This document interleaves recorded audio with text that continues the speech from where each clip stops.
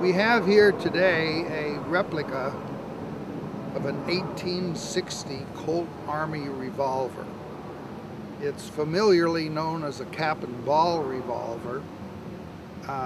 Colt bullet molds that were provided with this for civilian consumption came with two cavities.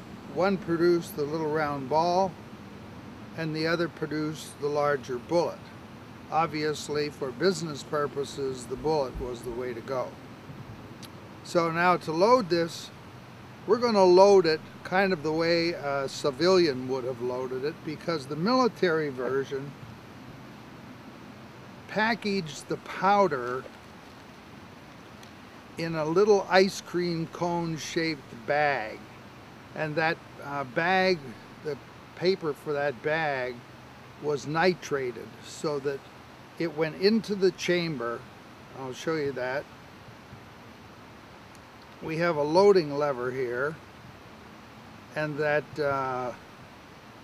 little old ice cream cone shaped cartridge slid right into one of these chambers, and then the rammer forced it the rest of the way in and split the paper in the process. The gun, after all cylinders were loaded in such manner, then the gun was provided with a percussion cap, 6 percussion caps at the back of the cylinder. Question was at one point whether or not they only loaded 5 chambers for safety purposes.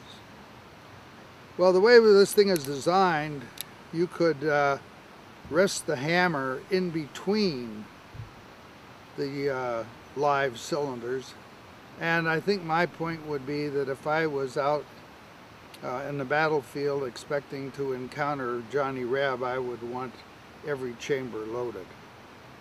So now let's get down to the point of trying to load this little rascal.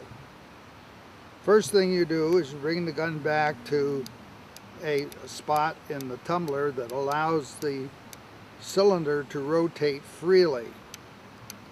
If you're loading this civilian version,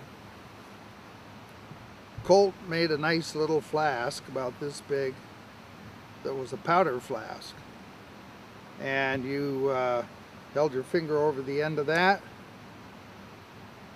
When you let go, the powder was captured in the upper part of the tube, and that was simply dumped right into the chamber. It's comforting to know that these bullets are a bit oversized, and what that does for you is it perfectly seals off the loaded chamber from the blast that's going to take place when the adjacent chamber is fired. So the little bullet gets laid right in here like this, and with our rammer, that bullet gets rammed all the way down into the chamber. And that basically is the loading sequence.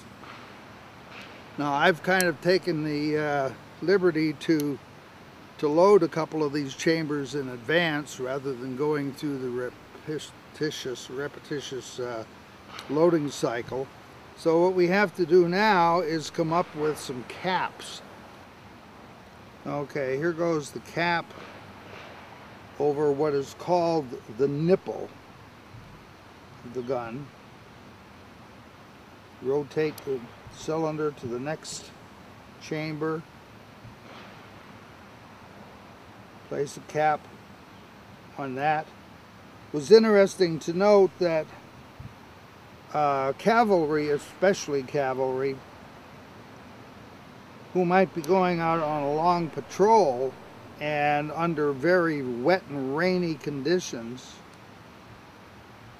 they had a little way of protecting these caps while they were riding along on the horse, and that was to simply smear tallow over top of the cap.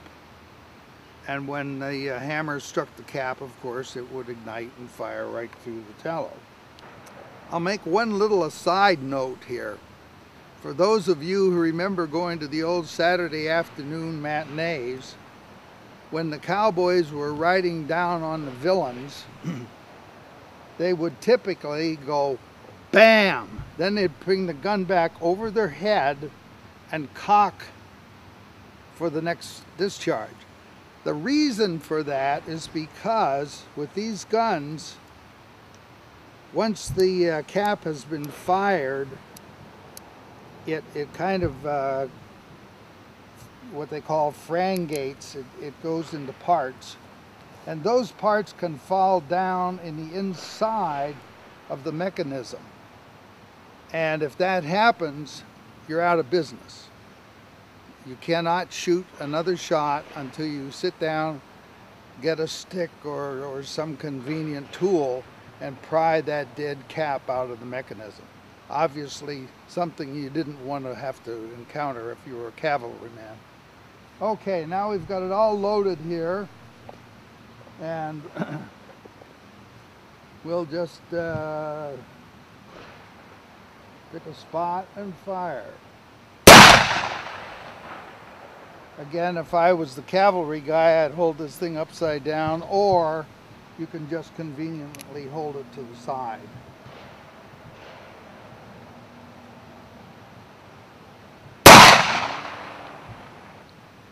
So that's it for the cap and ball revolver. There were many different models and shapes. There was a Remington, a Savage. I can't even remember them all off the top of my head, but there were many inventive people who were cranking up handguns for the military at that time.